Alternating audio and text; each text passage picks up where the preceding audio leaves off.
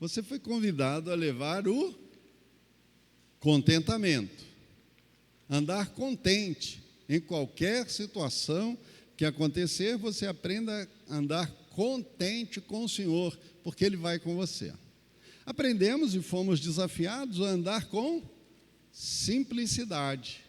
Tem uma terceira peça importante para você botar aí na sua mala, chamada discernimento. Meus irmãos, eu confesso que quando eu estava aqui no Rio de Janeiro, bem jovenzinho, e comecei a trabalhar com evangelização de rua, eu ficava assustado com possessão demoníacas ou com pessoas que fingiam que estavam com possessão, e aquele negócio me causava assim uma angústia muito grande. Até que um dia, parando para estudar um pouquinho mais, eu parei os meus olhos em primeira carta de João, no capítulo 4, e eu entendi uma coisa. O Senhor diz assim: não deis crédito a qualquer espírito, mas é preciso discernir os espíritos, porque nem todo que diz Senhor, Senhor.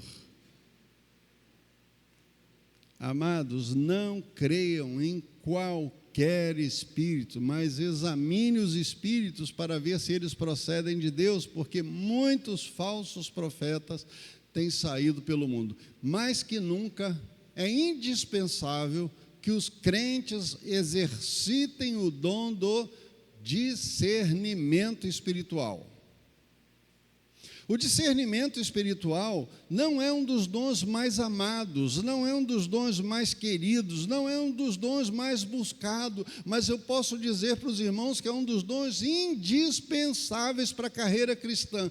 Tão indispensável que em Atos 6, na ordenação dos primeiros diáconos, o Senhor derrama sobre os diáconos o dom de discernimento. Eles precisam ter especialmente o dom de discernimento. E aí, toda vez que eu lembro de discernimento, eu me lembro de um diácono paraibano chamado Antônio de Souza.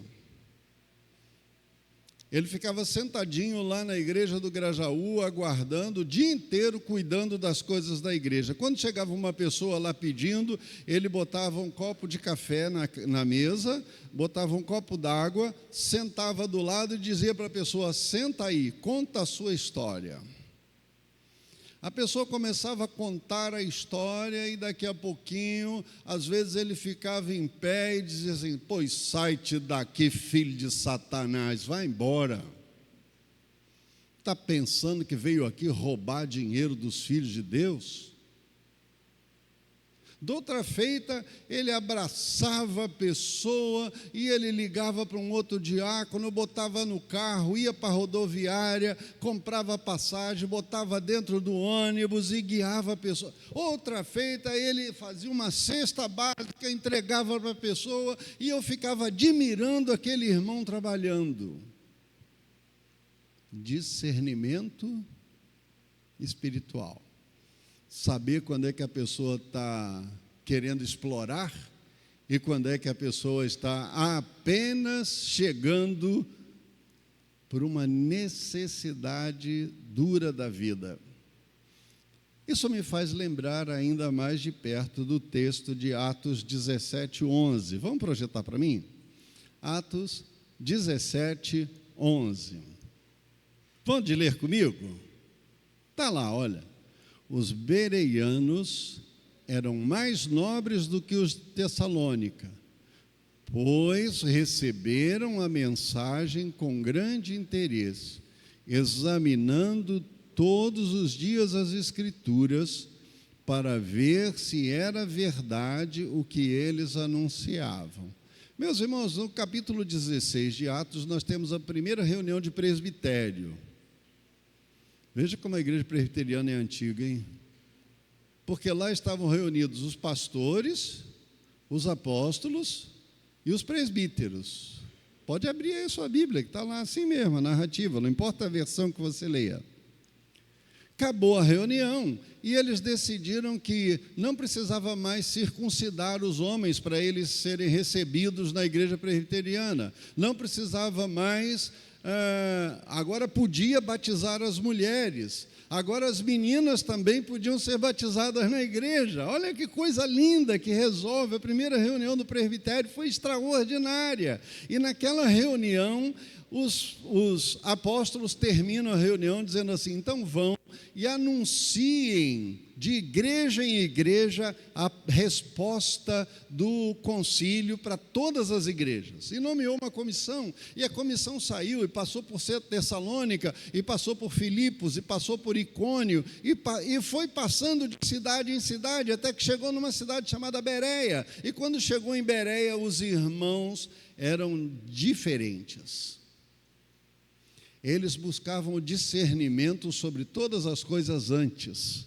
E o discernimento significa perceber, pesquisar claramente, distinguir, diferenciar o certo do errado, traçar linhas que separem o bem do mal, o verdadeiro do falso.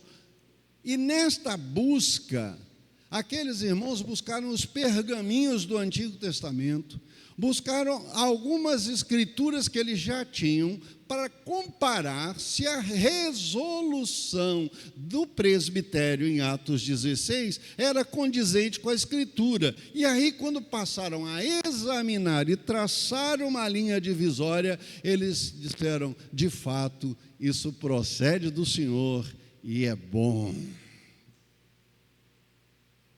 Por isso, a igreja de Bereia, até hoje, é chamada como a igreja que cuidava da questão do discernimento. O discernimento de espírito faz as pessoas olharem para cada situação com carinho, com afeto ou com juízo próprio. Juízo não condenatório para dizer que brigar com quem está errado e adoçar a boca de quem está certo, não. É discernimento para corrigir o mal, para redarguir o homem violento, para impor jurisdição sobre situações entre irmãos e irmãos, para acolher o fraco, para cuidar do desvalido, mas não deixar os aproveitadores ficarem na casa usando os benefícios da casa de Deus, sem serem crentes, sem serem dinâmicos na obra do Senhor. Fomos chamados a viver num discernimento em tempos de grande crise. A igreja já estava começando a ser perseguida, e o único referencial dado pelas Escrituras como eficiente era o dom do discernimento, para separar falso do errado. O apóstolo Paulo, escrevendo à igreja de Tessalônica, exigiu dos irmãos atender o discernimento bíblico, e ele diz assim: não tratem com desprezo aqueles que apresentam profecias, mas ponham à prova todas as coisas, fiquem com o que é bom, afastem-se de toda forma de mal. Então, ter discernimento é julgar na medida de separar o que é de Deus e o que não é de Deus.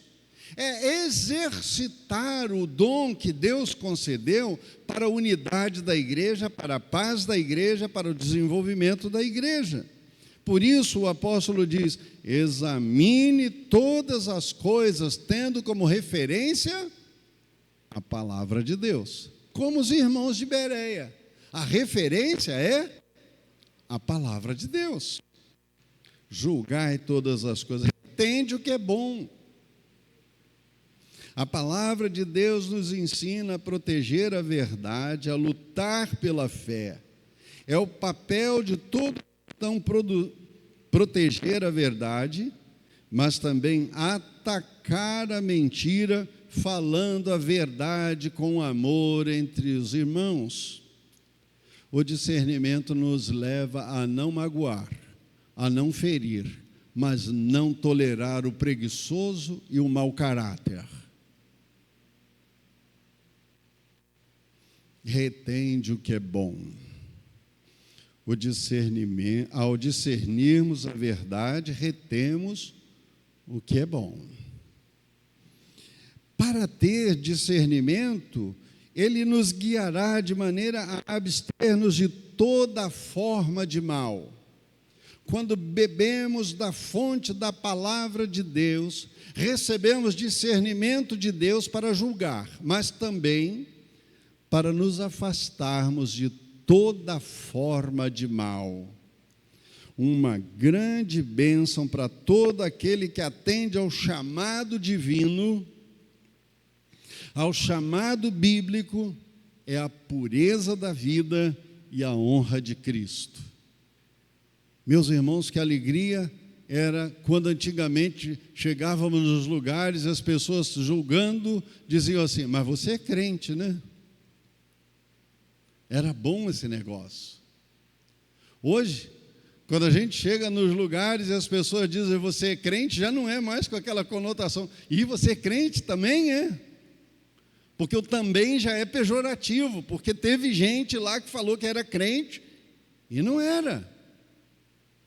Precisamos viver de uma maneira que a nossa palavra seja aquela que nos identifica com Cristo. Por isso, o discernimento espiritual deve ocupar a nossa mente e o nosso coração, a nos ensinar a viver progressivamente da fé, da expectativa do amor, da bondade, da revelação do céu, que vai acontecendo diariamente, quando lemos, meditamos e vivemos como irmãos. O que Deus proíbe na sua palavra é o julgamento contumaz. Eu sentar perto do Zé Carlos, que isso? Um dia ele, que isso? Isso é julgamento. Eu nem sei quem é o Adeildo. Como eu não conheço, não vou sentar perto não. Sei lá.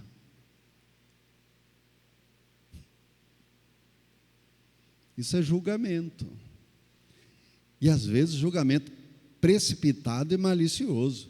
Mas a Bíblia diz que nós precisamos julgar todas as coisas, ater-nos ao que é bom e praticarmos a justiça. É indispensável que vivamos como os crentes de Bereia. Embora tivessem a firme confiança nos apóstolos que andaram com Jesus, na representação das igrejas, dos presbíteros e dos pastores, eles foram examinar as Escrituras e comparar documentos do presbitério com aquilo que já possuíam de Deus. Não se deixem seduzir por enganos destes dias. Aprendamos a discernir para não cairmos nas ciladas do diabo. Que 26 você coloque aí na sua mala, para levar para o ano inteiro. Contentamento, qual é o segundo? Simplicidade e discernimento. Que assim seja a sua vida feliz em 2026.